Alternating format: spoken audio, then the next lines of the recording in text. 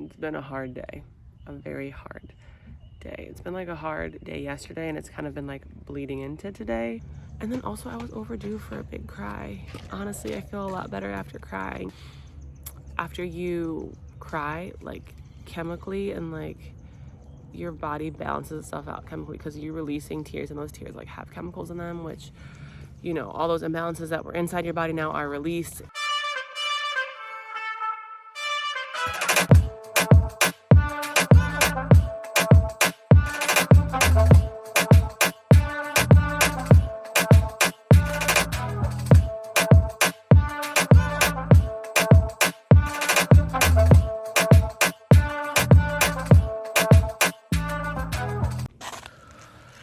What up? Again, this camera stuff. I need to get some equipment, but also no, because this is real life. I'm Damiana, updating you. I am 18 weeks pregnant now. It's been a hard day, a very hard day. It's been like a hard day yesterday, and it's kind of been like bleeding into today. It's been hard.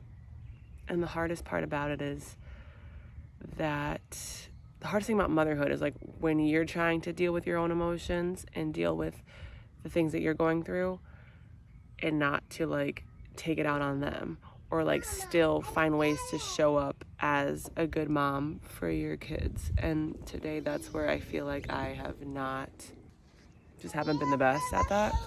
We're at the park right now. I'm at the park right now because we just had to change scenery and get out. Because I was losing it. Like I literally just was breaking down crying all morning in tears, just like hysterically crying. Mommy, I want to go home now. All right, get on your shoes. Yeah, just crying. This is hard. Like I just really have to accept that my husband's not a part of this right now. He just can't be. We don't know when or if that is even a possibility or a thing. And like every little thing is very irritating, and I'm just trying my hardest not to snap. I've snapped a couple times today. I have. Let me not even like front and have you thinking that like I'm out here hysterically crying and still like being this gentle, loving parent, because like that's not really how it's been. I've literally been snapping. And they'll tell you.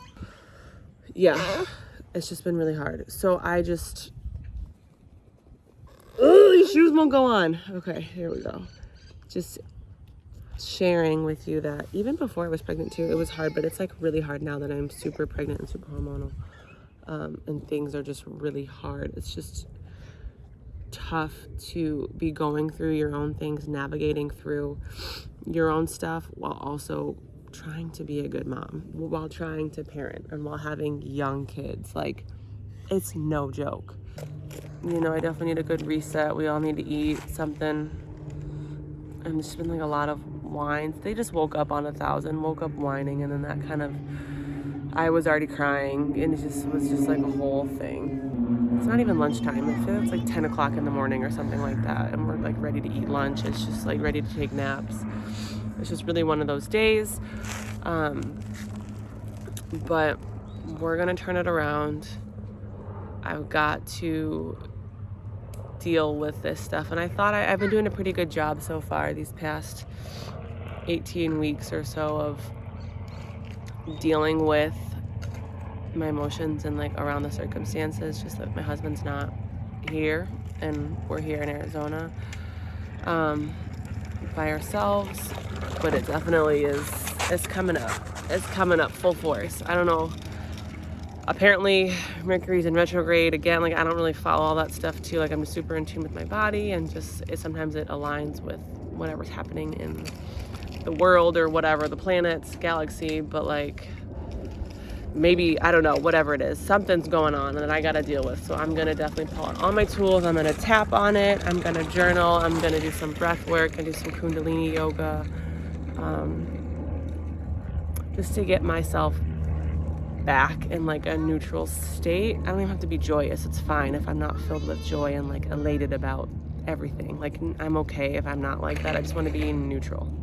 I just don't want to be like weepy and just sad and just like angry and, you know, frustrated, because it's hard. It hasn't turned into resentment, which is really great. Like, I've just been really open about it. So I'm not resentful, but like, it's hard. And there's literally nothing that either one of us can do about it. There's nothing that I can do about it. There's nothing that my husband can do to support better, because just physically he's not here, and he's doing all the things like emotionally that he can do for me. And I'm just trying to cultivate that from within. And I just, right now, I'm just missing the mark, and there's just something missing where I just am unable to give myself what I need, because I don't even know how to give myself what I need right now. So I got to sit with that and figure out what it is. Also, invitation to join my online community, because this is why we come together, because sometimes it's something that you can't do on your own. Sometimes it's something that your partner or your husband can't necessarily do or give you. You need like a collective of women who are like-minded, who are understanding, who are on the same healing conscious journey as you are. And so sometimes you need to be around that. So I'm looking forward to this month's live calls and all of the things that we're going to be doing together inside my community. So I would love to see you on there too. You'll be able to tap and do breath work and all these things with me. So just check it out. But yeah, I just want to be super vulnerable and share with you. These are not the best angles. I don't even know. My life.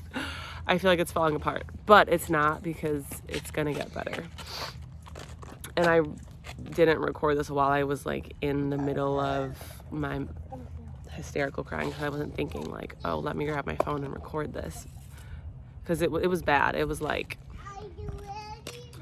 Irie, my 2-year-old, was like crying. I was just like hysterically crying on the kitchen floor, and then my oldest, Juniper, she's 3, like she just wanted to go outside. Can we go outside? Like, I'm like, clean up. Like, it's just, the house was a mess too. Like, that's a big trigger for me too. So it wasn't even a mess though. It was like 2 things were on the floor, and I was like extremely triggered by mess. So I'm just taking this as an opportunity to reconnect with myself, to look within, and to find the opportunities here, and like to figure out how I can give myself what I need, and what I can't give myself, where can I find that from? If it's not my husband, if it's my core group of women, maybe it's like my overseas wives group, you know,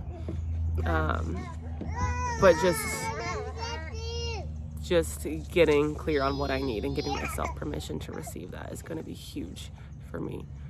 And then also, I was overdue for a big cry. Honestly, I feel a lot better after crying. It's like a real thing after you cry, like chemically, and like your body balances itself out chemically, because you're releasing tears, and those tears like have chemicals in them, which, you know, all those imbalances that were inside your body now are released and like purged through your tears. So I'm excited that I do feel relief. I also feel very exhausted and drained, because crying, it is like I'm moving energy. So like I'm tired from moving energy. So I'm gonna definitely take it extremely easy today. I say that, but I'm like probably gonna put together this new shelf drawer thing that I got for Juniper's closet, and then I put together this wagon. We got a radio flyer wagon, push stroller wagon thing. It's really great. Maybe I'll do a video on that. Yeah, maybe I'll go home and do that now. I realize that by not